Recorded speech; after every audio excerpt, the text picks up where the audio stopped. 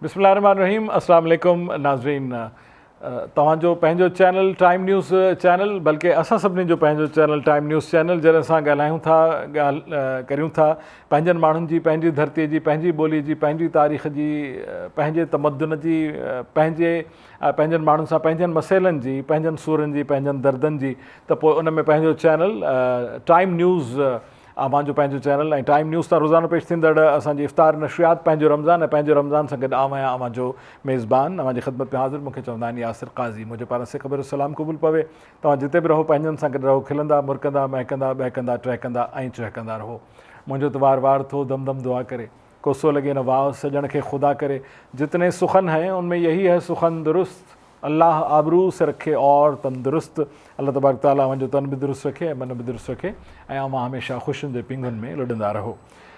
नाज़रीन इकराम, अॼु जॾहिं असीं अव्हां सां मुखातिब आहियूं त सूमर जो ॾींहुं आहे। तव्हांजी ऐं असांजी एकी मुलाक़ात, एकी मुखामेलो थिए पियो। 21 रमज़ान मुबारक जी तारीख़ 1445 हिजरी जो साल, 9 महीनो शुरू थी चुको आहे। अप्रैल महीने जी पहिरीं तारीख़ आहे 2024 जो साल, जॾहिं त असांजे पंहिंजे संबत कैलेंडर, पंहिंजे बकरमी कैलेंडर, सिंधी कैलेंडर, पंहिंजो ज़रई कैलेंडर, लोकल कैलेंडर मुताबिक़ अॼु चेट महीने जी बि 21 तारीख़ आहे। 2080 बकरमी कैलेंडर जो साल आहे जॾहिं असीं अव्हां सां मुखातिब आहियूं। हीउ प्रोग्राम तव्हां ताईं, हीअ नशियात तव्हां ताईं पहुचाइण जे लाइ असां सहकार कयो आहे टैंग तलो कुकिंग ऑयल ठाहिण वारनि, टपाल मेज़बान ठाहिण वारनि, Mughal Steel, Brooke Bond Supreme Dust, Faiza Beauty Cream, JFS Builders, Tasty Bread, Hawk Tubular Battery ठाहिण वारा, Hala Handicrafts, Noor Memon Halai, For Me Products, Vital चांहि ऐं मलका मसाला ठाहिण वारा, क्विस आइसक्रीम शरबत ठाहिण वारा, TQR मोटरसाइकिल पार्ट्स ठाहिण वारी कंपनी केज़न पेंट्स, शेफ प्राइड मसाला ठाहिण वारा, नेल्सन पेंट ठाहिण वारा, निज़वा इंटरनेशनल ब्यूटी प्रोडक्ट्स ठाहिण वारा, पांडा केमिकल्स ऐं मशरूब मशक ठाहिण वारी कंपनी इदारो, हमदर्द लेबॉर्ट्रीज़, वक्फ पाकिस्तान, यूनिक बैटरीज़, इन्हनि जे सहकार सां असीं हीअ नशियात तव्हांजी ख़िदमत में पेश करे रहिया आहियूं। जॾहिं असां 21 रमज़ान मुबारक जो ज़िक्र कयूं था त 21 रमज़ान मुबारक शेर ख़ुदा मौलाए काइनात हज़रत अली करमुल्लाह वजहो जी शहादत जी तारीख़ आहे। यकीनी तौर ते उहो हुज़्न, उहो ॾुखु, उहो ग़म जेको अॼोके ॾींहं सां सलहाड़ियल आहे, उहो असां सभई दिलि जे गहराइनि सां महसूसु करे सघूं था। 19 रमज़ान मुबारक जॾहिं ज़रब लॻी हज़रत अली करमुल्लाह वजहो ते, जॾहिं हमिलो कयो वियो ऐं 2 ॾींहंनि जे इन आख़िरी ज़िंदगी जा ज़ाहिरी ज़िंदगी जा आख़िरी ॾींहं गुज़ारण खां पोइ शहादत जो जाम नोश कयो हज़रत अली करमुल्लाह वजहो अॼोकी तारीख़ ते। त अॼोकी तारीख़ ते असां यकीनी तौर ते उन शख़्सियत खे बि यादि कंदासूं ऐं जंहिंजे लाइ कंहिं शाइर चयो, शाह मर्दां शेर यज़दां क़ुव्वत परवरदिगार, लाफ़त इल्ला अलीला सैफ़ इल्ला ज़ुल्फ़िकार, या हज़रत लाल शहबाज़ कलंदर सां मनसूब। खोड़ माण्हू चवंदा आहिनि, खोड़ मुहक़िक़नि जो इहो ख़्यालु आहे त इहो क़ितो लाल शहबाज़ कलंदर जो न आहे, पर बहरहाल उन सां मनसूब जेको क़ितो आहे उहो बि मौलाए काइनात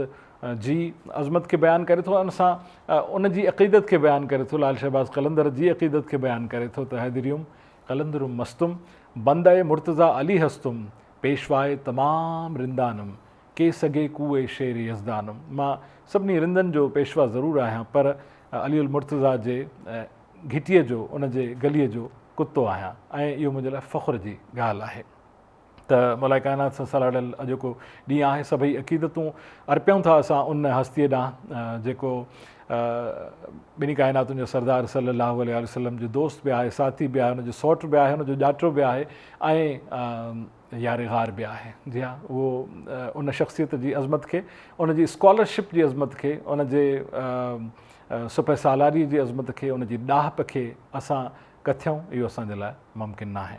नाज़रीन, तव्हांखे ख़बर आहे त असांजे हिन नशियात में असां सां गॾु मुख़्तलिफ़ शोबनि सां तालुक़ु रखंदड़ शख़्सियतूं मौजूदु हूंदियूं आहिनि, जिन सां असां ॻाल्हि ॿोल कंदा आहियूं ऐं उहा ॻाल्हि ॿोल उन्हनि जे शोबनि मुतालिक़ हूंदी आहे।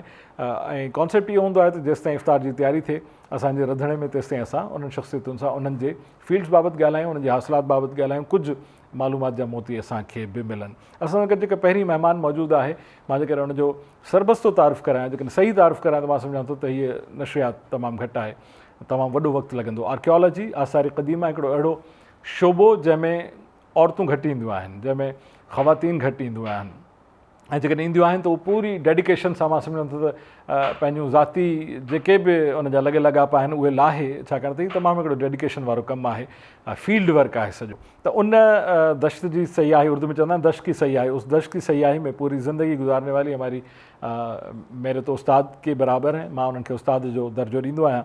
ऐं हूअं त केतिरा ई फैदर्स इन द कैप आहिनि हुन वटि, ऐं ताज़ो ई सदारती एवॉर्ड सितारा इम्तियाज़ तमगा इम्तियाज़ हासिलु करे चुके आहे। कुझु ॾींहं पहिरीं गवर्नर सिंध उन्हनि खे सदर पाकिस्तान जे बिहाफ ते तमगा इम्तियाज़ सां नवाज़ियो। ऐं हिन शख़्सियत जो तालुक़ु मुख़्तलिफ़ इदारनि सां बि रहियो। National museum of Pakistan Karachi जी सरबराह रहियूं। कराची में हिकिड़ो पंहिंजे तर्ज़ जो स्टेट ऑफ आर्ट, पूरे इंटरनेशनल मयार जो ठहियलु हिकिड़ो म्यूज़ियम आहे, उहो आहे state bank of Pakistan museum. उनखे बिल्कुलु एशिस खां खड़ो करण वारी उनजी बानी, उनजी पहिरीं डायरेक्टर उहा, जंहिंजे आर्कियोलॉजीअ जा जेके दास्तान आहिनि उहे BBC बि रक़म कया, ऐं पर्शियन ममी वारी हिकिड़ी तमामु वॾी मिस्ट्री हुई जेका हुननि सां सड़ियल आहे, जेका हुननि दरियाफ़्त कई। त हुननि पंहिंजी फील्ड जे लिहाज़ खां तमामु घणो कॉन्ट्रीब्यूट कयो आहे। कॉइनोलॉजी जे लिहाज़ खां, सिक्कनि जे लिहाज़ खां पाकिस्तान जी वाहिद PhD आहे। ऐं म्यूज़ियम्स जो इल्मु, म्यूज़ियम्स ठाहिण डिज़ाइन करण जो इल्मु उन जे हवाले सां उहो पंहिंजो सानी नथी रखे। जीअं मूं तव्हांजी ख़िदमत में अर्ज़ु कयो त जीअं नेशनल म्यूज़ियम में बि हुननि पंहिंजो ख़िदमतूं अंजाम ॾिनियूं, ऐं उन सां गॾोगॾु state bank of Pakistan museum खे बि हुननि ठाहियो। अॼु जेको उहो आहे उहो उन्हनि जे ई बदौलत आहे, उन्हनि जे ई मरून मिन्नत आहे। चवां थो तारुफ़ तमामु तवील थी वेंदो, मां हुनखे मुख़्तसिर करियां थो त असां सां गॾु मौजूदु आहे पाकिस्तान जी नामियारी आर्कियोलॉजिस्ट, आसार क़दीमा जी माहिर ऐं म्यूज़ियम्स जे इल्म जी माहिर तमगा इम्तियाज़ डॉक्टर अस्मा इब्राहिम साहब। अस्सलाम वालेकुम, वेलकम जी। कैसे हैं आप? खैरियत से हैं? जी बिल्कुल ठीक। आपका मुस्कुराता हुआ चेहरा देखकर हमेशा एक इंस्पिरेशन मिलती है हमें, और आपको देखकर लगता है कि आप इस कदर थकाने वाली जॉब से अभी तक थकी नहीं है। आर्कियोलॉजी ने थकाया नहीं है आपको अभी तक? नहीं, क्योंकि मुझे ये एक मेरा पैशन है और आई डोंट थिंक कि मैं आर्कियोलॉजी से कभी थकूंगी। हम भी जब आपका पैशन, आपका काम हो जाए तो आप कभी थकते नहीं। क्या बात है, क्या बात है। हम आपको आई एम लकी कि मेरा पैशन, और हम लकी हैं कि आपसे बातें सुनने के लिए, आपकी फील्ड की बातें सुनने के लिए हम जब कभी आपको मदऊ करते हैं तो आप बिला तकल्लुफ़ और बिला तवक्कुफ़ जो है वो हमारे साथ होती हैं। तो आज भी नाज़रीन जो भी थोड़ा बहुत वक्त है उसमें आपके साथ हम बातचीत ज़रूर करेंगे। नाज़रीन असां सां गॾु जेको ॿियो महिमान मौजूदु आहे, असांजो इंतिहाई पंहिंजो, ऐं हुनजे ॼाण सुञाण जा हवाला, इल्मु अदब बि, तहक़ीक़ बि, ऐं हुन सां गॾोगॾु मौसीक़ी बि। हुनजो हिकिड़े सुफ़ियाने घराणे सां ताल्लुक़ु आहे। तव्हां माई बेगम फ़क़ीरानी खां ज़रूरु वाक़िफ़ु हूंदव। उनजे ख़ानदान सां हुनजो ताल्लुक़ु, रोहिड़ीअ सां हुनजो ताल्लुक़ु, ऐं ख़ुदि हू लेगेसी जेका कैरी करे पियो पंहिंजे वालिद मोहतरम जी, प्रोफेसर दरगाही मीराणीअ जी, उहा बि हिकिड़ी रिच लेगेसी आहे, हिकिड़ो रिच विरसो आहे जेको अॻिते वधाइनि पिया। बेदिल साईं जी दरगाह सां हुनजो पुराणो ताल्लुक़ु, हुनजो पुराणो ख़ानदानी ताल्लुक़ु, हिकिड़ी अक़ीदत, ऐं हुन सां गॾोगॾु बेदिल यादगार कमेटी खे बि गुज़िरियल केतिरनि सालनि खां वठी पंहिंजे मुस्तैदीअ सां हू अॻिते वठियो पिया हलनि। बेदिल ते हुनजो तमामु घणो कमु थियल। बेदिल सां गॾोगॾु सचल साईं, ज़ाहिर आहे त बेदिल साईं सचल साईं जे सिलसिले जो ई शाइर आहे, त सचल साईं सां बि हुनजी अक़ीदत फ़क़ति अक़ीदत जे हद ताईं न, पर की उहा ट्रांसलेट थी थिए पई तहक़ीक़ जी सूरत में बि। ऐं उहा तहक़ीक़ हिकिड़ी अहिड़ी तहरीक आहे जंहिंमां असां बि तहरुक हासिलु करे सघूं था। सिंध जो नामियार मुहक़िक़, शाइर, बुनियादी हुनजी सुञाणप जेका जितां हुन शुरू कयो, ॿारनि जो शाइर, हुन खां पोइ शाइर, मुहक़िक़, ऐं बेदिल शनास, सचल शनास, ऐं सिंध जो ख़ूबसूरत रागी साईं अख़्तर दरगाही साहब। हक़ मौजूदु आहे? सदा मौजूदु साईं। कीअं आहियो? ठीकु आहियो? सभु ठीकु आहे? तव्हांखे भलीकार था चओ? महिरबानी। हमेशह जीअं ख़ुशीअ जी ॻाल्हि आहे जो हिकिड़ो दफ़ो वरी इलाही दफ़ा तव्हां सां कचहरीअ मौक़ो मिलियो आहे। हिकिड़ो दफ़ो मुंहिंजी महिरबानी, तव्हां मुंहिंजे लाइ तमामु वॾा लफ़्ज़ चया। न, इहो तव्हांजो तारीफ़ आहे जेको सरबस्तो भरपूर तारीफ़ आहे तव्हांजो, तव्हांखे भलीकार था चओ, वॾी महिरबानी। साईं मुंहिंजा असां सां गॾु असांजो टियों महिमान, तव्हांखे ख़बर आहे त असांजे हिन महफ़िल में मिदत जी ख़ुशबू बि विखिरजंदी आहे। अहमद बारी ताला अल्लाह साईं जी साराह, अल्लाह जे महबूब जी साराह असां कंदा आहियूं। अॼु असां 21 रमज़ान मुबारक जी मुनासिबत सां थोरी देरि में मनक़बत बि हुनजे आवाज़ में शामिलु कंदासीं। पहिरीं उन्हनि जो तारीफ़ कराईंदो हलां। असां सां गॾु जेको मदह ख़ान मौजूदु आहे उहो आहे सैयद अली इमरान साहब। अस्सलाम वालेकुम साईं, भलीकार था चऊं तव्हांखे। कीअं आहियो? ठीकु आहे? अल्हम्दुलिल्लाह। असां ताईं भलीकार था चऊं। उमेदु आहे थोरी देरि में मनक़बत जे ज़रिए तव्हांजी ख़ूबसूरत आवाज़ मंझां असां मुस्तफ़ीद थींदासीं। नाज़रीन, तव्हांखे ख़बर आहे त असांजे प्रोग्राम जो ख़ासि हिसो, असांजो रंधिणो, पंहिंजा माण्हू, पंहिंजी ॿोली, पंहिंजो रमज़ान, ऐं पंहिंजो रमज़ान में पंहिंजो रंधिणो तलो जो रंधिणो ऐं उन रंधिणे जी धयाणी आहे शेफ़ शाज़िया नूर, जेका रोज़ानो तव्हांखे लज़ीज़ खाधा पचाइणु सेखारींदी आहे ऐं असांखे खाराईंदी आहे। ऐं उहे लज़ीज़ खाधा जॾहिं असां खाईंदा आहियूं त असांजा महिमान पोइ वरी असां महिमाननि खे इहा गुज़ारिश बि कंदा आहियूं त उन्हनि खे हम उनसे गुज़ारिश करते हैं कि मार्क्स भी दें उनको, खाने के बाद मार्क्स देते हैं। तो कल इन्होंने पास्ता बनाया था, कल पास्ता असां खाधोसीं ऐं उन सां गॾु कुझु हल्की फुल्की जेका इफ़्तार जी तयारी में पकोड़ा ऐं वग़ैरह वग़ैरह जेके शयूं हूंदियूं आहिनि। ऐं उन्हनि रूह अफ़ज़ा मंझां हिकिड़ो ॿियो मशरूब ठाहियो, क्या थी वो रूह अफ़ज़ा से क्या बनाया था आपने? लस्सी बनाई थी, मीठी लस्सी आपने बनाई थी। त ॾिसूं था त अॼु छा थी ठाहे। अस्सलाम वालेकुम, कैसी हैं शाज़िया साहब? खैरियत से हैं, ठीक ठाक हैं? अल्हम्दुलिल्लाह, आप कैसे हैं? मैं ठीक हूँ अल्हम्दुलिल्लाह। मैं चाहूँगा कि आप अपने नाज़रीन से मुखातिब हों और उनको बताएं कि आज आप क्या बनाने वाली हैं। अस्सलाम वालेकुम नाज़रीन, मैं हूँ शेफ़ शाज़िया नूर, आज भी आपके साथ और मेरी तरफ से 21वां रोज़ा सारे टाइम न्यूज़ देखने वालों को, अहले वतन को और जो बाहर रहते हैं जो देख रहे हैं उनको बहुत बहुत मुबारक हो। आई होप कि आप लोग इबादत शुरू कर रहे हो क्योंकि आखिरी अशरा है रमज़ान का और अच्छे अच्छे पकवान अपने घर में बना रहे होंगे और अफ्तारी और सैरी का एहतमाम कर रहे होंगे। अच्छा, आज भी मैं झटपट सी रेसिपी बना रही हूँ जैसे हमेशा की तरह बनाती हूँ। मैं बना रही हूँ चिली चिकन कढ़ाई, हरी मिर्चों की कढ़ाई। ये बहुत इजी है और इसके इंग्रेडिएंट्स भी बहुत इजी हैं, वही जो मैं हमेशा बताती हूँ आपको, घर में आपके मौजूद होते हैं और बच्चे बड़े सब शौक़ से खाते हैं इसको। अच्छा, इसमें यहाँ पे मैंने लिया 1 किलो चिकन, इसके साथ ये 1 कप योगर्ट है जो फेंट के हम रख लेंगे इसको। इसके साथ यहाँ पे हम ऐड करेंगे ज़ीरा 1 टीस्पून, हस्बे ज़ायका नमक ऐड करेंगे हम इसमें 1/2 टीस्पून चिली पाउडर ऐड करेंगे, 1/2 टीस्पून कुटी लाल मिर्च ऐड करेंगे। ये हमारे पास वाइट पेपर है, ये भी 1/2 टीस्पून ऐड करेंगे। यहाँ ये मैंने काली मिर्च को कूट लिया है अच्छे तरीके से ताकि इसकी अच्छी अरोमा आता है। जो आप फ्रेशली कूट के डालते हैं ना, तो या आप पीस लें फ्रेश, लेकिन फ्रेश करें आप उसको, आपकी ना डिश में बहुत अच्छा अरोमा आएगा। ये हमारे पास गरम मसाला है, ये भी 1/2 टीस्पून ऐड होगा।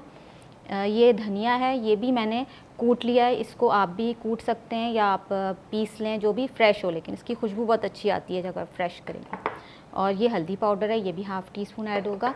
अच्छा, यहाँ पे हमने 3 से 4 टमाटर है वो हम चॉप कर लेंगे, वो इसमें ऐड होंगे। बाकी इसमें 6 से 8 आप हरी मिर्चें ऐड कर लेंगे चॉप करके, इस तरीके से ये बनेगा। और अदरक लहसुन इसमें कुटा हुआ ऐड करें क्योंकि इसमें बाकी भी खड़ा मसाला जा रहा है तो उसमें टेस्ट बहुत अच्छा आता है। अच्छा, नन अदर देन हम ये सारी चीज़ें आपको पता है कि हम किस में बनाते हैं। हम ये बनाते हैं बहुत अच्छा ऑयल जो कि आपकी सेहत का ज़ामिन है, तलो कुकिंग ऑयल, जिसका स्लोगन है अम्मा तलो में पचाए असा के सेहत होना है। ये आप घर में लेकर आएँ, इसमें खाने पकाएं और लाइट से खाने बनते हैं और हैवी भी नहीं होता। ये रमज़ान के लिए बहुत अच्छा है, वैसे भी अच्छा है आपकी सेहत के लिए और मज़ेदार खाना बनता है। Over to you. Thank you very much. आप जब तक बनाएं तब तक हम मेहमानों से गुफ्तगू करते हैं। ऐं कॉन्सेप्ट भी इहो ई हूंदो आहे अख़्तर साईं त इफ़्तारी तयारी थिए पई, असांजो घर आहे, उन में महिमान आया आहिनि। जेसिताईं इफ़्तारी तयारी थिए तेसिताईं असां महिमान सां उन्हनि जे शोबनि बाबति ॻाल्हि ॿोल करियूं। मैम, वैसे तो आपकी जॉब की नौयत ऐसी है, काम की नौयत ऐसी है आर्कियोलॉजी की, सवाल पूछना फजूल है, लेकिन लाइटर सवाल से आगाज़ करता हूँ। खाने पकाने का है शौक़ या जब कभी वक्त मिलता है? नहीं, मैं बचपन से खाना पकाती हूँ, मैं अपना खाना खुद ही पकाती हूँ। अपना खाना सिर्फ पकाती नहीं, हूँ? सबका पकाती। बचपन से, मुझे याद भी नहीं है मैं कब से खाना पका रही हूँ। और अब तक ये है, टाइम मिल जाता है आपको? हाँ, मैं शाम को आके पकाती हूँ। अच्छा, तो क्या बनाती हैं? आपकी स्पेशलिटी क्या है? मेरा ख्याल है मैं सब कुछ अच्छा बनाती हूँ। नहीं, बेवकूफ़ के अलावा और क्या क्या अच्छा बना लेती हैं? किसी ने कभी बुराई नहीं की मेरे खाने की। अच्छा, हाँ, नहीं वैसे आप इंग्लिश खुद दिल से क्या बनाती हैं कि जब आपकी चॉइस हो तो आप क्या बनाएंगी?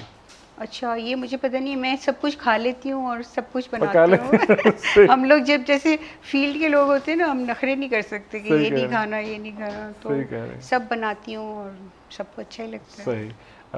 अच्छा, अख़्तर साईं आहे कुझु पंहिंजो पचाइण सां, खाइण सां हर कंहिंजो आहे, पचाइण सां मूंखे कोई बि सफ़ा कोन्हे तजुर्बो न आहे, बाक़ी खाईंदो बि तमामु घटि आहियां, तव्हां मूंखे ॾिसंदा हूंदव। जी हाँ, जी हाँ।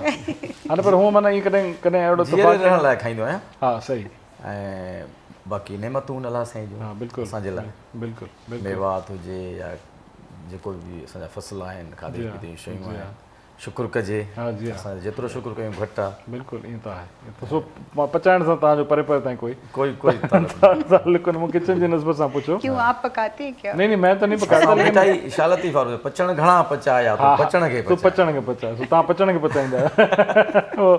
बुखारी चयो त पची थो पियो, बची थो पियो त छा थी पियो, उन जी मच में नची ॾेखार।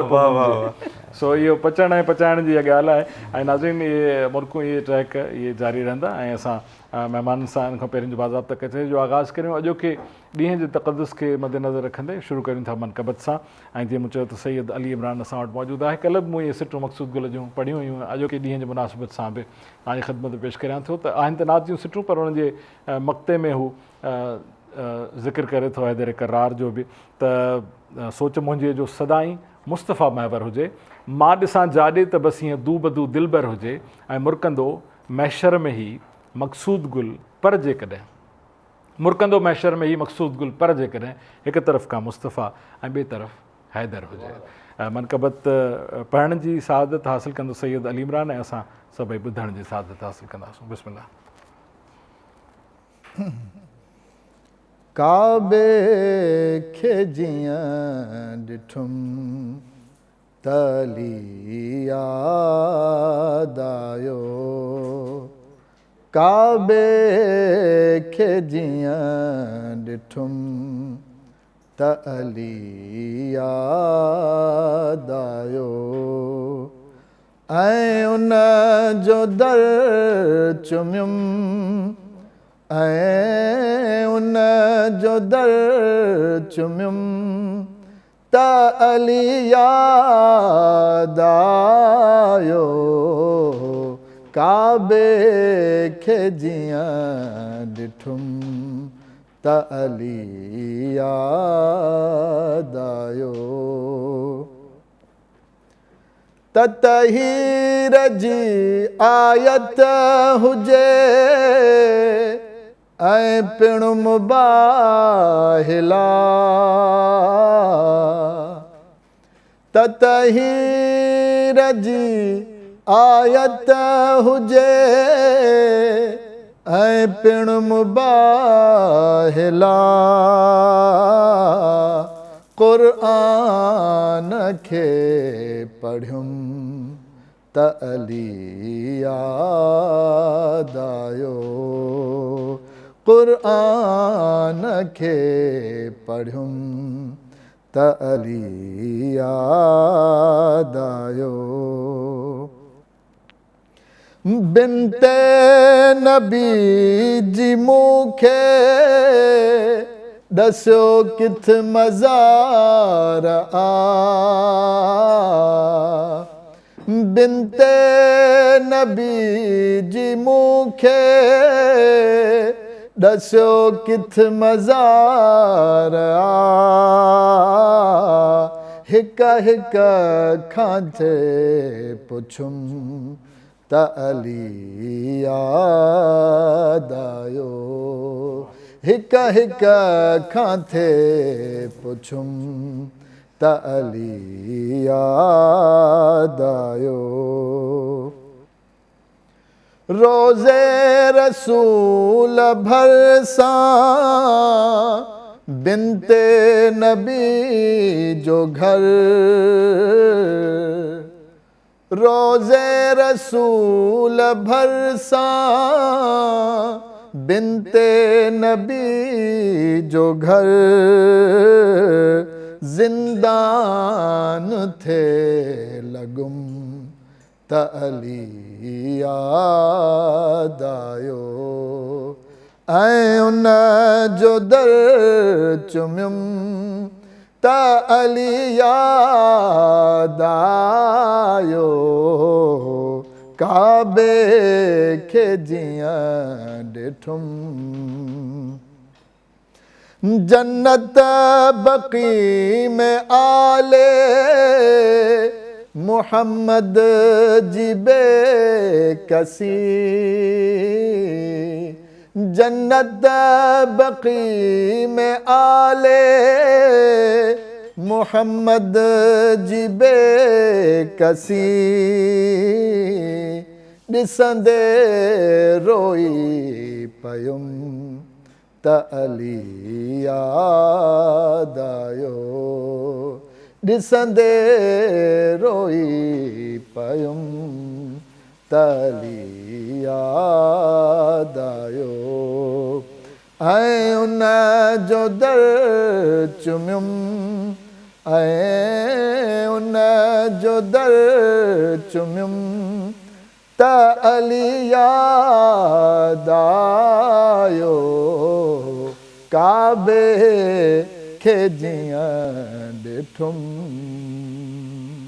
सुभान अल्लाह, माशाअल्लाह, जज़ाकल्लाह। काबे खे जीअं ॾिठुमि त अली यादि आयो ऐं उन जो दर चुमियुमि त अली यादि आयो। अख़्तर साईं, तव्हांजी शाइरी आहे, तव्हांजो कलाम आहे।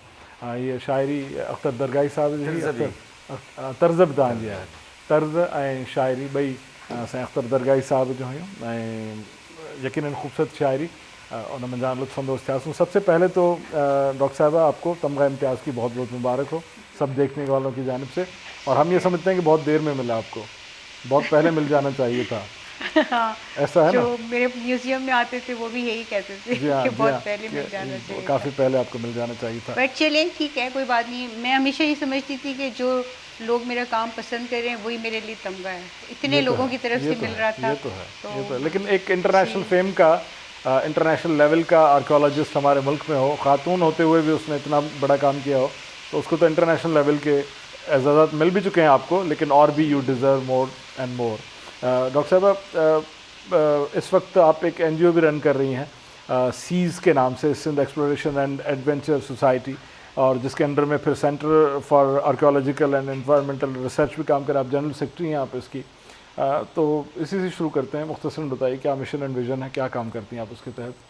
ये NGO हमने लाइक माइंडेड दोस्तों ने मिलकर बनाई थी जब मैं फेडरल गवर्नमेंट के लिए काम करती थी, और हमें फ़ील हुआ कि गवर्नमेंट में रहते हुए आप उतना काम नहीं कर सकते क्योंकि आप थ्रू प्रॉपर चैनल और काफ़ी हिकअप्स होते हैं जो आप पूरा नहीं कर सकते हैं। तो हमने फिर ये NGO बनाई कि इसके अंडर में हम जो काम खुद से कर सकते हैं एटलीस्ट वो करें।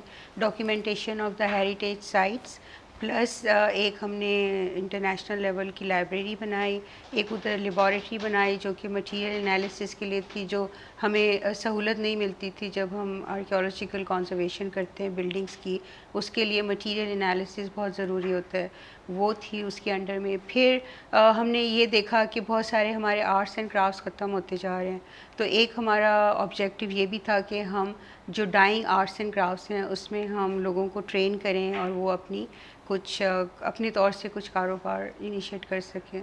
तो ये 3-4 ऑब्जेक्टिव्स थे हमारे, conservation plus training of younger people जो कि हम अभी तक कर रहे हैं, and training in archaeological methodology and documentation जो कि सब्जेक्ट पढ़ाया नहीं जाता हमारी यूनिवर्सिटीज़ में, म्यूजियोलॉजी नहीं पढ़ाया जाता।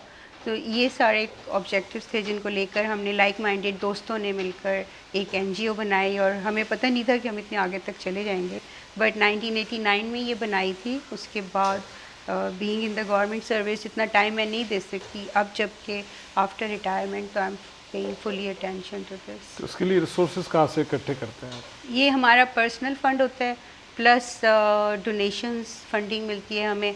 जैसे अभी हम जो हमारा लेटेस्ट प्रोजेक्ट है, एक तो ऑनगोइंग है, फ्रेयर हॉल की हम लोग कंजर्वेशन कर रहे हैं, और एक और हमें ग्रांट मिल गई है US एम्बेसडर की। अच्छा, ये भी पहली दफ़ा है पाकिस्तान में कि हमें चौथी दफ़ा US एम्बेसडर फ़ंड मिला है फॉर एनी प्रोजेक्ट। तो कोयटा म्यूज़ियम हम लोग बना रहे हैं, उसके साथ साथ एक यहाँ पर फौजी कोयटा में जो ऑलरेडी मौजूद है उसको उसी को कर रहे हैं जी, उसको हम लोग अपग्रेड कर रहे हैं क्योंकि वो टेक्निकल हिसाब से नहीं बना हुआ, वो बस ऐसे ही ऑब्जेक्ट्स रखे हैं। और फिर बहुत सारे आफ्टर डेवोल्यूशन जब प्रोविंसेस अलग हुए हैं तो बलूचिस्तान गवर्नमेंट को उनके पूरे और जो एंटीक्विटीज़ थी वो ट्रांसफ़र हो गई, तो उधर कोई ट्रेन स्टाफ ना होने की वजह से, और बिकॉज़ आपको पता है अभी तो डिपार्टमेंट ऑफ आर्कियोलॉजी वहाँ बना है, वहाँ पर कोई ऐसे ट्रेन लोग नहीं थे। तो हमारा एक ऑब्जेक्टिव ये भी था कि हम उन लोगों को डॉक्यूमेंटेशन में ट्रेन करें, प्लस एंटीक्विटीज़ की स्टडी, 3D डॉक्यूमेंटेशन, और secondly to make an art of the state museum. तो US एम्बेसडर का ये था कि हम वो जो कि मैंने स्टेट बैंक म्यूज़ियम बनाया है उसी के स्टैंडर्ड का एक म्यूज़ियम हो जो कि फुली टेक्निकल हो, एजुकेशनल हो। जी, इट्स एन आर्कियोलॉजिकल म्यूज़ियम। हम बलूचिस्तान एरिया से शुरू करके up to contemporary time period उसको लेकर आएंगे विद मोस्ट टेक्निकल और अप टू डेट जो कि वर्ल्ड वाइड म्यूज़ियम्स होते हैं, with the point of view, major point of view ये है कि हम बलूचिस्तान के यूथ को किस तरह से एजुकेट कर सकते हैं about their heritage. Good, very good. अच्छा, एक्सकवेशंस का आप हिस्सा भी रही हैं और इस वक्त भी हैं, नाज़रीन मां पुछां तो खोटराई के बारे में, मुख्तलिफ़ जो आसार क़दीमा आहिनि उनजी खोटराई के बारे में, तो कौन कौन से मेन साइट्स हैं जिसकी एक्सकवेशन का आप हिस्सा रही हैं या इस वक्त हैं? मैंने बलूचिस्तान और सिंध में समझे तो काफ़ी साइट्स पे काम किया है, खुजदार, नाल, तुरबत, शाही तुम, फिर इंडस डेल्टा में मैंने 15 साल काम किया है। Delta is the most difficult area, तो वहाँ पर रत्तो कोट से खुदाई शुरू करी, जूना शाह बंदर, और बाकी साइट्स हमने डॉक्यूमेंट की, प्लस एक अंडर वाटर सिटी डिस्कवर की मैंने, जो कि उससे पहले अंडर सी वाटर, जी वो डेल्टा में है, सिर्फ 2 घंटे के लिए नज़र आती है। लेट तारीखों में चांद की 20 और 21 जी सुबह 6 से 8 बजे तक। वो ऐसे सबमर्ज है ना, जैसे आप ये आउटलाइन देख रहे हैं फर्श पे, इसी तरह से एक बड़ा फोर्ट्रेस था और 2 मस्जिदें थी उधर, जहाँ से कि हमें वो प्लाक्स मिली, अंडर वाटर मस्जिदें थी। जी वो दब गया है ना, हाँ ज़ाहिर है कि उसमें अंडर वाटर आ गई हैं जी वो। अब उसको खैर एक्सकवेट करना भी मुश्किल था, तो हम जो डॉक्यूमेंट कर सकते थे, we did the fully documentation of that city और उसके बारे में लिखा। और ये एक पॉइंट था कि जिससे हमें ये लगता था कि भंबोर और देवल की जो कंट्रोवर्सी है, ये शहर उस कंट्रोवर्सी को सॉल्व कर सकता है। So then we again started excavation at Bhambore, जहाँ की हमने 7-8 साल खुदाई की ऑन साइंटिफिक बेसिस। ऑल्दो वहाँ पहले खुदाई हुई इटालियंस के साथ, इटालियन, फ्रेंच और पाकिस्तानी मिशन था, बट इससे पहले department of archaeology and museums ने 1958 से लेकर 65 तक खुदाई की थी।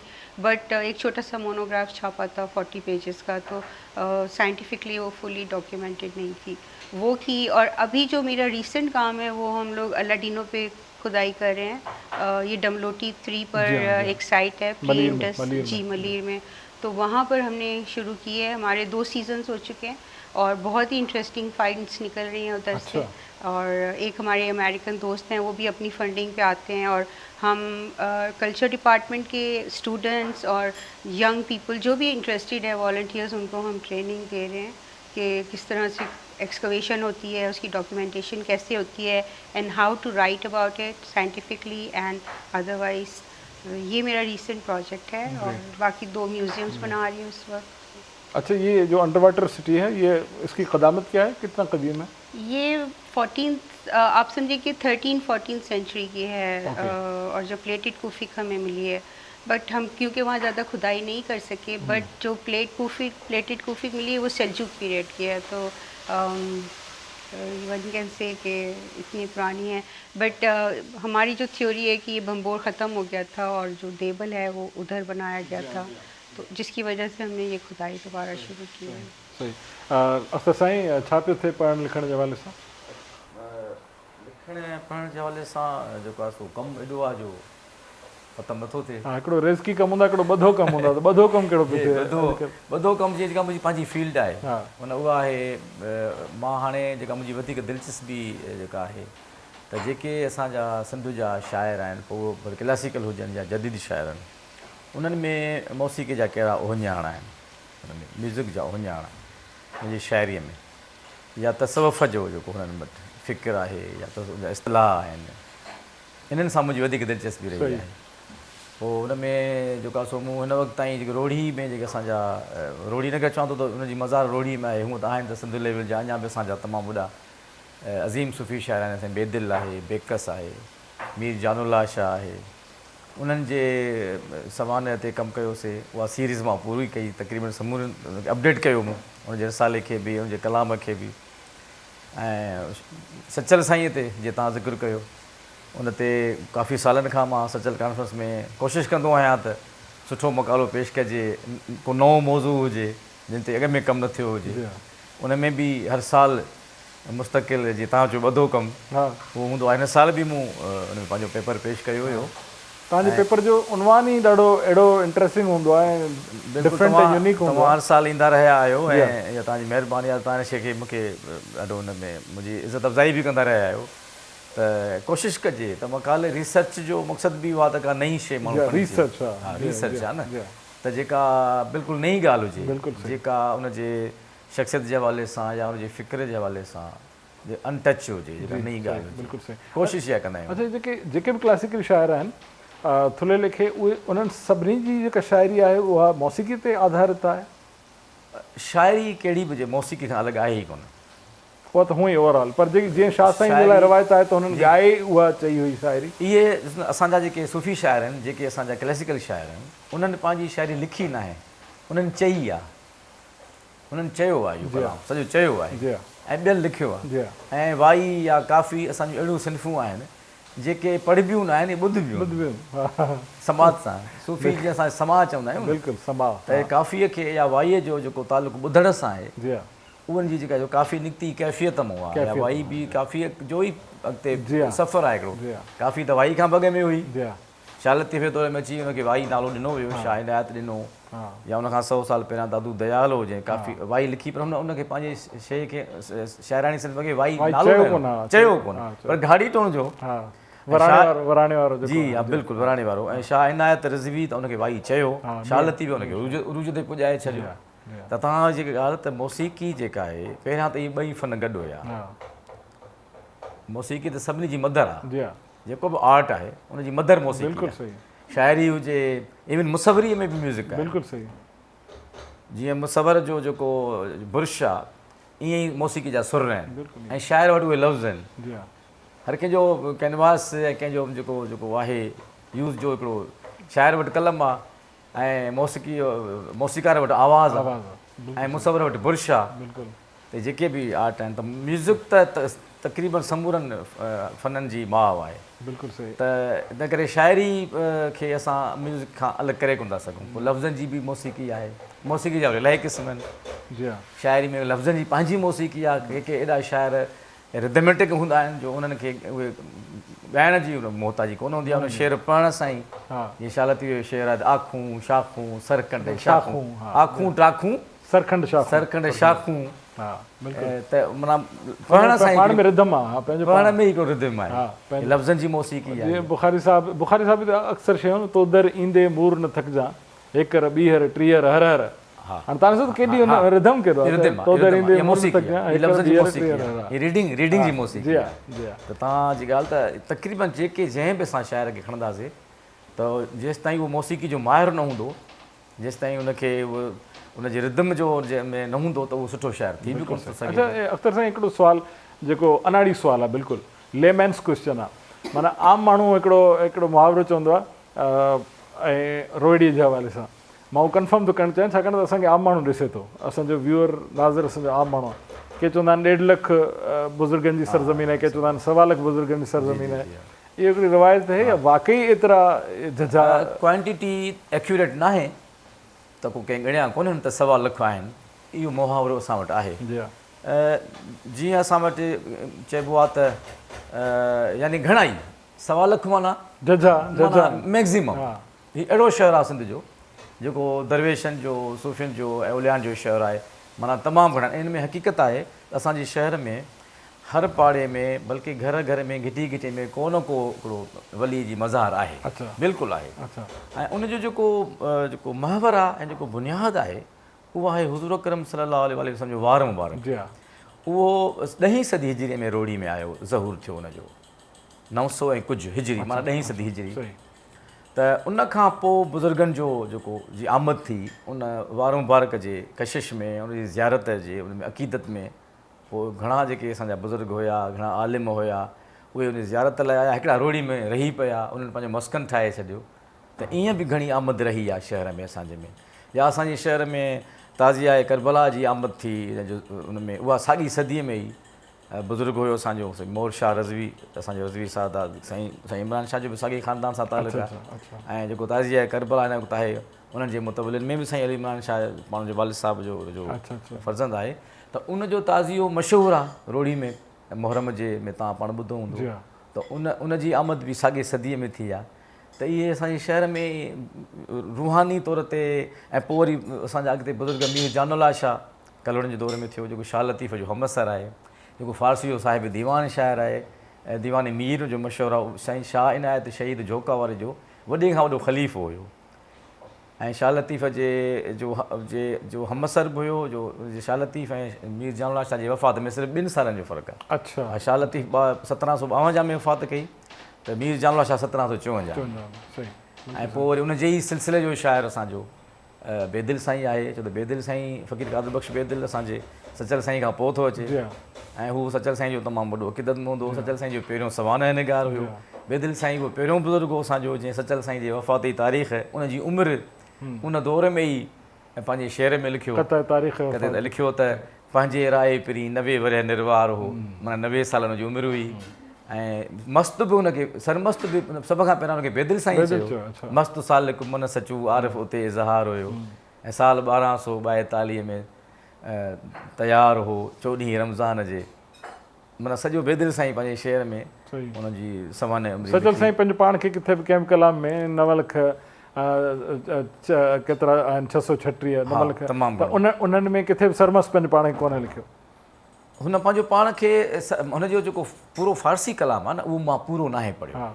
आशकार लिखे थो न आशकार, पर हुनजो जेको सचल जो नालो पियो आहे न, जेको नालो हुनजो हुयो अब्दुल वहाब, छठीअ जो नालो अब्दुल वहाब। ऐं हुनजो जेको सचल नालो पियो उहो सच ॻाल्हाइणु। हाणे सच ॻाल्हाइण जो मक़सदु जा 2 मक़सद आहिनि। हिकु त बेबाकी सां सच चई ॾियणु, इहो ख़ुदि हिकिड़ी मस्ती आहे।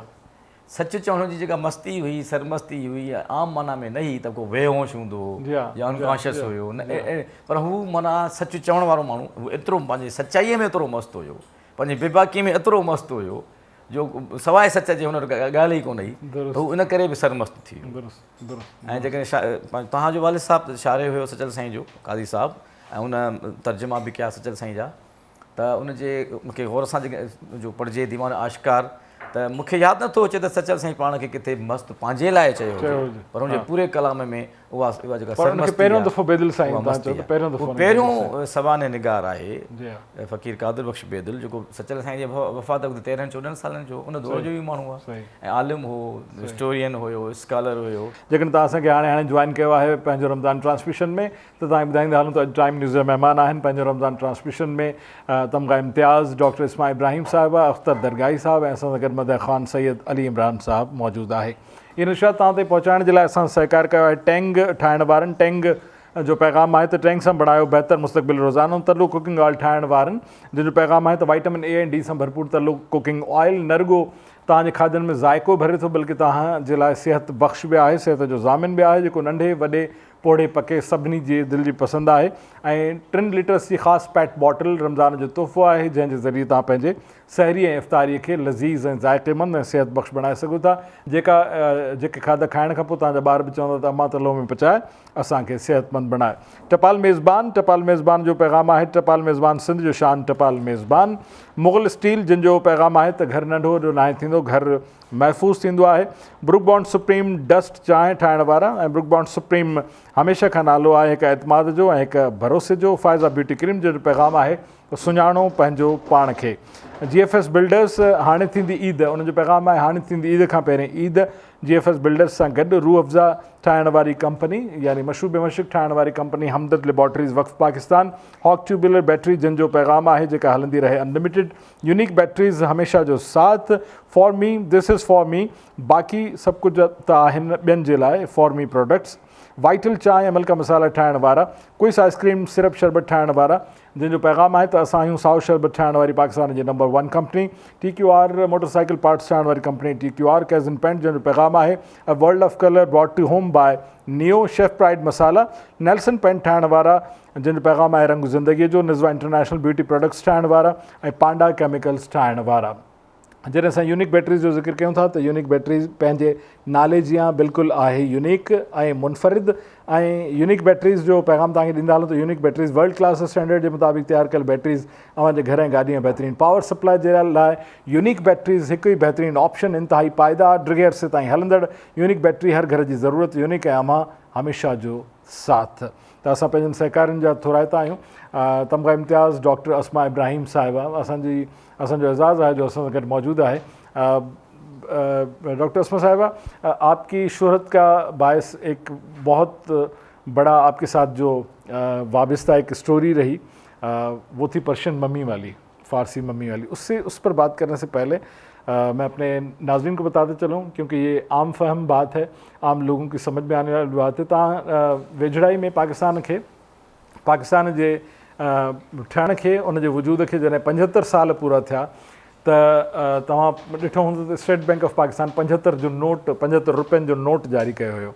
ऐं वरी जॾहिं स्टेट बैंक ऑफ पाकिस्तान खे हुनजे ईंदड़ साल जॾहिं स्टेट बैंक ऑफ पाकिस्तान छाकाणि त 1 जुलाई 1948 ते क़ाइद आज़म मोहम्मद अली जना स्टेट बैंक जो इफ़्तिताह कयो हुयो, त स्टेट बैंक ऑफ पाकिस्तान खे जॾहिं 75 साल पूरा थिया त उन मौक़े ते बि स्टेट बैंक ऑफ पाकिस्तान हिकिड़ो 75 रुपयनि जो नोट जारी कयो ऐं इन्हनि ॿिन्ही नोटनि जी जेका डिज़ाइन ठाही हुई उनखे जेको डिज़ाइन कयो हो सो डॉक्टर अस्मा इब्राहिम साहिबा कयो हुयो।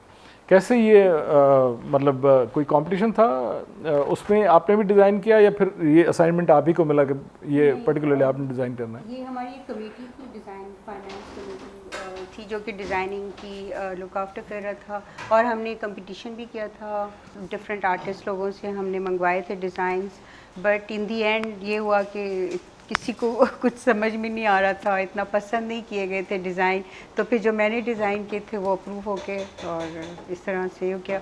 एक्चुअली वो हमने डिज़ाइन किए थे पॉलीमर के लिए, प्लास्टिक मनी के लिए, और स्टेट बैंक चाहता था कि हम पॉलीमर को टेस्ट कर लें कि उसका क्या इफ़ेक्ट होता है हमारे वेदर में, बट वो हो नहीं सका। एंड वक्त पे गवर्नमेंट चेंज हो गई और इकोनॉमिक ड्राइव हुई, तो इसकी वजह से वो कागज़ के ऊपर प्रिंट हुए। सही, वैसे ये डिज़ाइन हुआ था पॉलीमर के लिए, प्लास्टिक मनी के लिए? जी, दोनों प्लास्टिक मनी। सही। ये फ़ारसी मम्मी की क्या कहानी है?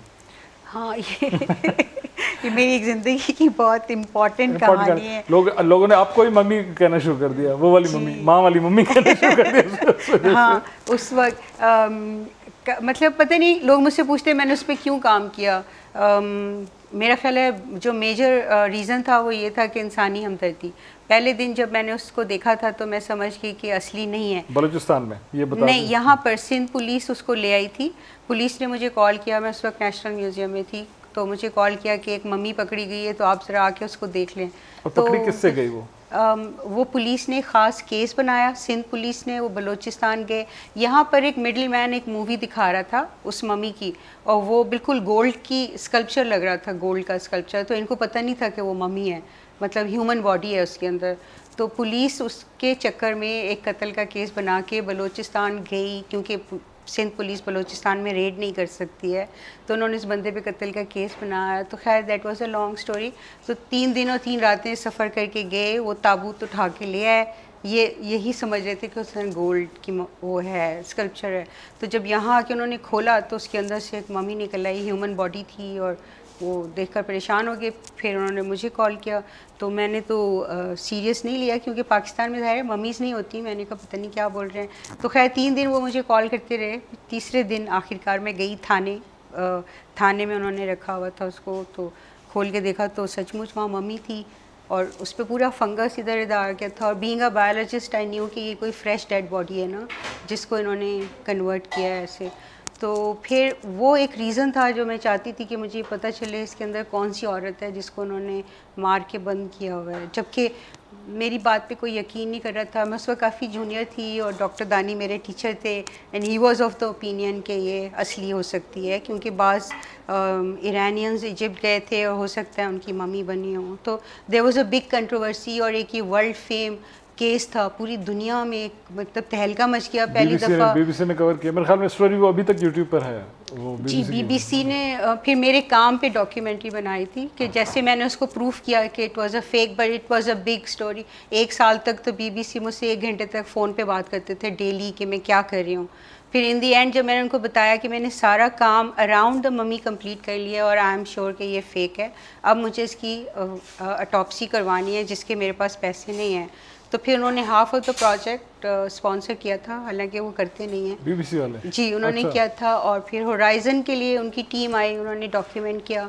तो ये भी एक पाकिस्तान के लिए फ़ख्र की बात थी कि उन्होंने बताया कि एक हमने डॉक्टर अब्दुल सलाम का काम डॉक्यूमेंट किया है, और एक आपका। होराइज़न ने सिर्फ 2 बंदों पे डॉक्यूमेंट्री बनाई थी। तो उसके क्या नताइज क्या निकले उसके? वो एक मर्डर केस था। जब हमने ऑटोप्सी की, एंड वक्त पे क्या हुआ कि जब पुलिस में वो ये फोरेंसिक पैथोलॉजिस्ट बीबीसी वाले शेफील्ड से ला रहे थे, तो मेरी मीटिंग हो रही थी, आईजी थे और दूसरे पुलिस वाले थे। तो उन्होंने एक ने कहा कि सर, औरत की डेड बॉडी पे तो मर्द ऑटोप्सी नहीं कर सकता। अब वो बंदा चल पड़ा है जहाज़ में और मैं बिल्कुल बेहोश ही होने वाली थी। मैंने कहा अब क्या होगा, वो तो चल पड़ा है उधर से। तो फिर खैर बेचारे आईजी साहब बड़े कोऑपरेटिव थे, उनका खैर मैं नाम नहीं लेती हूँ, but he was very cooperative. उन्होंने कहा इस बच्ची की मदद करो, ये तो बिल्कुल ख़त्म हो जाएगी। तो फिर उन्होंने ये सोचा कि ऑटोप्सी के टाइम पर मैं आगे आगे रहूँगी, वो पीछे रहेगा। खैर वी टुक द सैम्पल्स और फिर वो बाहर गए, उन्होंने एनालिसिस किया और जो हमने उसको वैसे भी हमने 1 mm की MRI कराई तो उससे पता चल गया कि उसकी गर्दन पे एक बहुत शार्प ब्लो किया हुआ था जिसकी वजह से उस औरत की डेथ हुई थी और 1996 में उसको मर्डर किया था ये बनाने के लिए। और फिर जब BBC उस स्मगलर का इंटरव्यू करने गई है तो उसके घर में 2 और भी थी मम्मीज़, ज़र्क्सिस और उसकी बीवी भी थे, ये उसने ज़र्क्सिस की बेटी बनाई हुई थी। तो इससे पता चला कि एक पूरा गैंग है जो ये काम कर रहा है, फ्रेश बॉडीज़ लेकर और उनको मम्मीज़ में कन्वर्ट कर रहे हैं। उससे क्या उनको मिलता था, क्या माली फवाइद? ये वो 60 करोड़ की बेच रहा था। अच्छा। और वो मूवी में बैठ के बोल रहा है कि मेरी मम्मी $1 बिलियन की थी जो इसने गलत बोला है और वो $1 बिलियन में बिक रही थी मेट्रोपॉलिटन म्यूजियम ऑफ आर्ट में। तो आई केम इन बिटवीन, तो नोबडी लाइक्ड इट कि ये बीच में आ गई है, ना पुलिस को मज़ा आ रहा था ना स्मगलर को मज़ा आ रहा था और डिपार्टमेंट भी कोई मेरे साथ इतना फेवर में नहीं था, दे टुक देयर हैंड्स ऑफ। तो in the end I was left with this dead body Aga Khan में आफ्टर अटॉप्सी। फिर आगा खान ने भी बोला कि आप इसको ले जाओ बिकॉज हम इसको नहीं रख सकते। फिर खैर मैंने थोड़ा सा दोस्ती वोस्ती का कुछ करके ईदी में रखवा दी और थोड़ा सा कुछ पैसे देकर नेशनल म्यूज़ियम में उसका कॉफिन और आउटर बॉडी रखवा दी। बट वो डेड बॉडी फिर हमने लावारिस उसमें डिक्लेयर करके ईदी में रख दी थी। अच्छा, तो फिर उसको दफना दिया गया? जी, जब मैं पोस्ट डॉक्टरेट के बाद आई अमेरिका से तो उन्होंने 4 लाख का बिल बनाया हुआ था। वो मुझसे कहने लगे आप ये बिल भर दें, आपकी डेड बॉडी या 4 साल से पड़ी है, हमारे AC का बिजली का खर्चा। तो दफना देते पहले ही? वो पूछ के ही दफनाते क्योंकि मैं साइन करके आई थी, तो मैंने ये नहीं बोला था कि ये मम्मी है बिकॉज फिर वो नहीं रखते ना। तो फिर इस किस्म के कारोबार मम्मी के तो चलते होंगे, अब भी चलते होंगे? नहीं, बट ये मूवी बनाने का मेरा एक मकसद ये था। इसके बाद हालांकि मुझे पूरे पाकिस्तानी स्कॉलर्स ने कहा कि नहीं करो ये काम, पाकिस्तानियों की बेइज्जती होगी और स्कॉलर्स को अच्छा नहीं समझेंगे, मगर मैंने इसलिए किया क्योंकि मुझे पता था उसी वक्त और मम्मीज़ आने लगी थी अफ़गानिस्तान से, ईरान से, तस्वीरें आती थी मेरे पास। तो ये डॉक्यूमेंट्री बनाने से ये बिल्कुल रुक गया काम, लोगों को समझ अवेयरनेस आई, जागरूकता। तो ये एक मेरा रीज़न था इस डॉक्यूमेंट्री में काम करने का। और उन्होंने हमें बहुत अच्छी तरह पोर्ट्रे किया मेरे रोल को, कुछ ऐसा किया नहीं उन्होंने। तो इट ब्रोक वर्ल्ड रिकॉर्ड, 10 ज़ुबानों में वो डब हुई है और 9/11 के बाद चली थी, मगर उसने वर्ल्ड क्लास बिजनेस किया। तो उसका नाम क्या है ताकि नाज़रीन अगर देखना चाहें तो वो the mystery of Persian mummy. The mystery of Persian mummy जे नाले सां तव्हां करें यूट्यूब पे सर्च कंदा नहीं, वो YouTube पे नहीं मिलेगी। अच्छा, वो हाँ, वो उनके वेबसाइट पर, उनके ऑफिशियल वेबसाइट पर, ये ऑफिशियल वेबसाइट पर होराइजन जे वेबसाइट से तव्हांखे उहा मिली वेंदी ऐं तव्हां जेकॾहिं ॾिसणु चाहियो, एक्सप्लोर करणु चाहियो उन बारे में तो तव्हां यकीनन ॾिसी सघो था। इसके अलावा और कौन से काम हैं जो आपकी शोहरत का बायस बने या बदनामी का बायस बने या शोहरत का बायस बने? और इसके अलावा स्टेट बैंक म्यूजियम ने मेरी लाइफ में बड़ा रोल प्ले किया है और फर्स्ट वुमन आर्कियोलॉजिस्ट थी मैं, वो मेरी बदनामी का काफ़ी बाइस बना। क्या लोग कहते थे, ये भी तो बताएं, लोग कहते थे क्या तुम इस जेल में कैसे जंगल में जा रही है और फॉरेनर्स के साथ रह रही है। तो मेरे लिए बहुत टफ टाइम था वो, बहुत ज़्यादा एक किस्म का टॉर्चरस टाइम था। मगर मैंने सोचा कि जो पहला आता है किसी भी फील्ड में उसको तो सेक्रीफाइस करना पड़ता है, तो मैंने काफ़ी इसके लिए सेक्रीफाइस किया और बदनाम भी हुई। फिर ठीक भी हो गया, अभी अब लोगों ने रियलाइज़ किया। नहीं माशाल्लाह, अब तो मतलब ये बात है कि वाकई आपका हमारे साथ बैठा होना ये एज़ाज़ की बात है, नाज़रीन से मुखातिब होना ये एज़ाज़ की बात है। नाज़रीन मां हींअर बि ब्रेक के दौरान भी मैम के चयो पियो, बल्कि अख्तर साईं वारनि खे ॿुधायो पियो त उहा जंहिं कैलिबर जी ख़ातून आहे, उहा जेकॾहिं असांखे वक़्तु ॾिए थी हिन क़िस्म जे प्रोग्राम जे लाइ त तमामु वॾी ॻाल्हि आहे। पंहिंजा एक्सपीरियंसिस शेयर करे तमामु सुठी ॻाल्हि आहे, असां तव्हांजा ॾाढा थोराइता आहियूं। अख्तर साईं मूं तव्हांखां पुछो पियो सैचल साईं जो ख़ैर सां 203 वरिया उन्हनि जी वफ़ात खे मुकमल थिया आहिनि साल, ऐं पहिरियों जेको रिसालो छापी अचे थो मिर्ज़ा अली कुली बेग जो 1901 में अचे थो, यानी उनखे बि तक़रीबन 125 साल थी विया आहिनि, तक़रीबन 1.25 सदी उनखे गुज़री चुकी आहे रिसालो मियां सचल फ़क़ीर जो। हिन वक़्त ताईं उन्हनि अल्ताफ़ वसीम साहिब बि चयो त न सचल खे HT सोरले मिली सघियो आहे, न उनखे ऑर्नेस्ट ट्रम्प मिली सघियो आहे, न उनखे गुरबख्शानी मिली सघियो आहे। इहो त ठीकु आहे, बिल्कुलु उन सां मुतफ़िक़ आहियूं, पर सरबस्तो असां रिसालो उनजो तरतीब नाहियूं ॾेई सघिया। हेॾा आलिम अदीब दानिश्वर आया विया मौजूदु आहिनि, जी जी तव्हां सभई स्कॉलर्स मौजूदु आहियो, इहे इदारा छो नथा कमु वठनि था? तव्हांजी ॻाल्हि त इहा बिल्कुलु सही आहे। जेकॾहिं स्कॉलर आहिनि महक़ बि वेठा आहिनि त उहे इनफ़रादी तौर ते बि कमु करे सघनि। असांखे सिर्फ़ु इदारनि जो इंतज़ारु करणु या इदारनि ते भाड़णु बि न घुरिजे। इनफ़रादी तौर ते बि जीअं इन दौर में कलमी कलाम लिखियो वेंदो, कलमी नुस्ख़ा लिखंदा हुआ माण्हू, त इदारा त कोन हूंदा न, त हिकिड़ी शइ महफ़ूज़ थी वई। त पहिरीं ॻाल्हि त इहा आहे त इन में असांखे सीरियस थियणु घुरिजे, इनफ़रादी तौर ते बि सीरियस थियणु घुरिजे। सचल साईं जो जेको फ़ारसी कलाम आहे, दीवान आशिकार आहे या दीवान ख़ुदाई आहे या जेको मसनवियूं आहिनि उन जूं 7-8 मसनवियूं आहिनि, उहे त मुकमल तौर ते शाइब थियल आहिनि, उन्हनि जा तर्जुमा बि थी विया आहिनि ऐं उन्हनि ते ख़ातिर ख़्वाह कमु थियो आहे। उहा बि ॻाल्हि आहे त उनजा अञा कम जी ज़रूरत आहे हुनखे। बाक़ी जेको सचल साईं जो सिंधी सराइकी उर्दू कलाम आहे, जीअं तव्हां चयो, उनजो पहिरियों नुस्ख़ो अली कुली बेग साहिबु 1901 में शाइब करायो, उनजो ॿियो छा पोइ सकावत खाते बि शाइब करायो आहे। त उन में चङो ईअं सम्झो सचल साईं जो गंज आहे, जीअं शालती गंज आहे, त हीउ मिर्ज़ा बेग साहिब वारो अली कुली साहिब जो जेको छपियल नुस्ख़ो आहे उहो सचल साईं जो गंज आहे, जंहिंखे छंड छाण जी ज़रूरत आहे, तमामु घणी ज़रूरत आहे। 1325 काफ़ियूं आहिनि उन में सियरफियूं बि आहिनि, उन में बेत बि आहिनि, उन में ॾोहीड़ा बि आहिनि।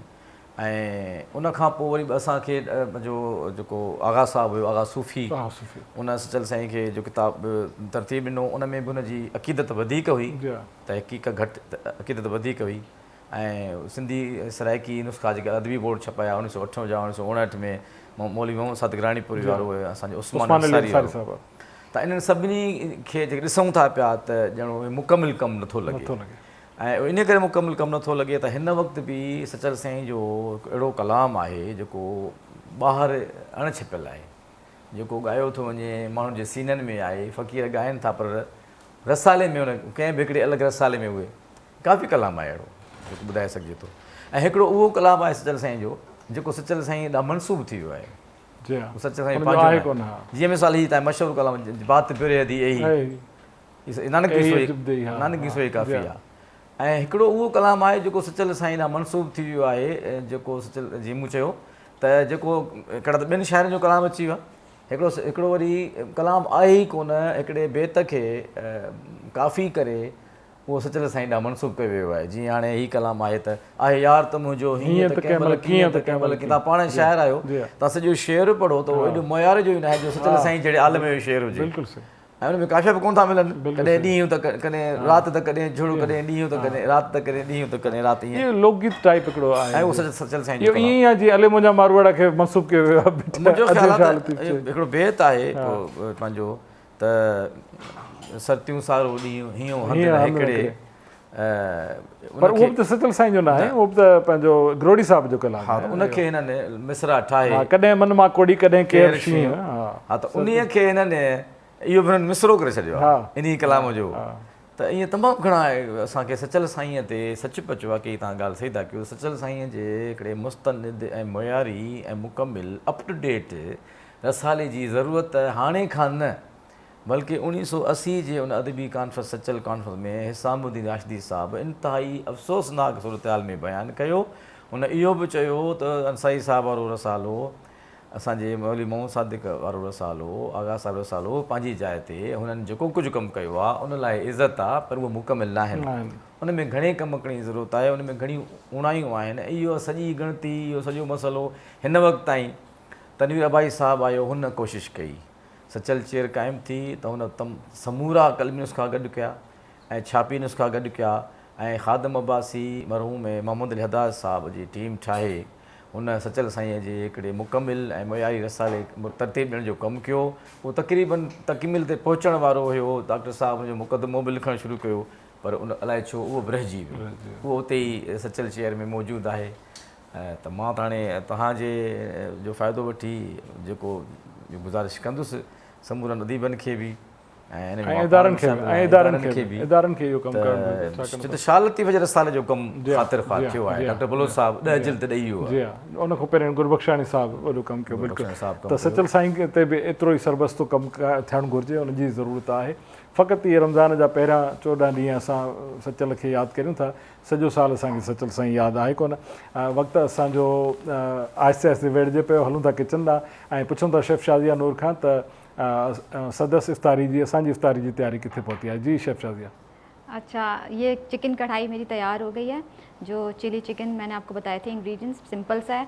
आप उसमें तलो कुकिंग ऑयल ऐड करें, टमाटर और अदरक लहसुन और सारे सीजनिंग जो मैंने बताई थी चिकन और सबको इकट्ठा भून के और दही डाल के एंड में इसको दम पे रख दें और ये तैयार हो जाएगी विद इन 35 मिनट्स। ठीक है, ये तैयार होगी। इसके हमें पकौड़े भी बनाए। अब मैं आपको बता रही हूँ अपना वही ड्रिंक टैंग, जो हमारा सबका फेवरेट है बच्चों बड़ों का, और ये फ्लेवर है मैंगो। आज हम मैंगो फ्लेवर बना रहे हैं। इसमें सारे विटामिन्स मौजूद हैं। आप अपने बच्चों को पिलाएं, बड़े भी शौक़ से पीते हैं। रमज़ान में तरोताज़ा हो जाते हैं, एकदम रोज़ा खोलते हैं तो ड्रिंक ऐसा मिले जिसमें आपको बहुत सारे विटामिन्स मिलें। तो आप ये ज़रूर लेकर आएँ घर में। आई होप होता होगा, सबके घरों में होता भी होगा ये। तो हम इसके ज़्यादा स्पून डालेंगे, इसमें अप्रॉक्सीमेटली हम 6 डालें तो इसमें ज़्यादा अच्छा फ्लेवर आएगा। ये 1 स्पून है लेकिन इसमें 2 स्पून के बराबर है, ये सूप का स्पून है। ये हमने इसमें ऐड कर दिया टैंग मैंगो। देखें कलर कितना प्यारा आ गया इसमें। आप चाहें तो आइस भी ऐड कर सकते हैं। अब हम इसको मिक्स करेंगे।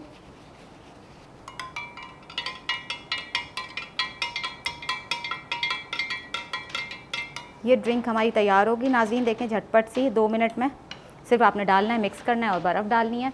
और आई होप मेरी रेसिपीज़ आपको पसंद आएंगी। मैंने पकौड़े भी बनाए और इसके साथ मैंने थोड़ा सा रायता भी बनाया है ज़ीरे वाला। कढ़ाई के साथ बड़ा मज़ा आएगा और नान के साथ आप इसको नोश फरमाएं।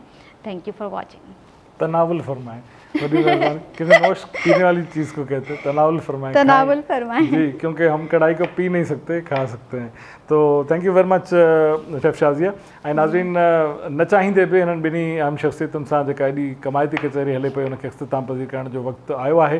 असांजे महिमाननि जे लाइ नंढिड़ो हिकिड़ो तोहफ़ो आहे। मैम, ये फॉर मी की जानिब से आपके लिए एक छोटा सा हैम्पर है जो आप अपने साथ लेकर जाएंगी। फॉर मी का पैगाम है कि दिस इज़ फॉर मी, बाक़ी सभु त आहे ॿियनि जे लाइ।